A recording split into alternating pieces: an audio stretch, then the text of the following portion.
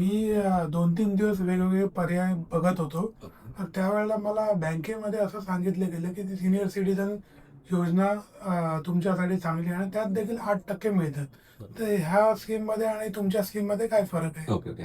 बघा, senior citizen saving scheme 2004 एक scheme होती. त्याच्यात 8% 8.20 आहे. ओके. पण मी गेल्या 15 वर्षापासून या मार्केटमध्ये आहे. जेव्हा सुरुवातीला सीनियर सिटिझन सेव्हिंग्सला 9% होतं, 9.20 होतं. मग ते 7.60 पर्यंत झालं. सध्या ते 8.20% आहे. ओके. स्कीम वाईट नाही. सेंट्रल गव्हर्नमेंटची स्कीम आहे. पण मी जे सांगतो आहे महत्वाचं, की आफ्टर 5 इयर्स जेव्हा 5 वर्षानंतर तुमची ही स्कीम मॅच्युअर होईल, तेव्हा काय रेट ऑफ इंटरेस्ट असेल हे प्रेडिक्ट नाही करू शकत. तेव्हा तो बिलो 7% पण असू शकतो, 7% पण असू शकतो. ॲटलीस्ट अझ्युम करूया की 0.5% तर कमी होऊ शकतो. तेच एस-डब्ल्यू-पी मध्ये मी काय सांगतोय, म्युच्युअल फंडच्या एस-डब्ल्यू-पी मध्ये काय सांगतोय, की तुम्ही 8% विड्रॉल घेताय, पण सायमल्टेनियसली तुमचं कॉर्पस पण वाढत आणि प्रॉबॅबिलिटी ह्या आहेत, की मी तुम्हाला इन्क्रीजिंग पेन्शन देऊ शकतोय. त्या स्कीममध्ये काय होणार आहे, तुम्हाला तुमचं कॉर्पस परत मिळणार आहे फक्त.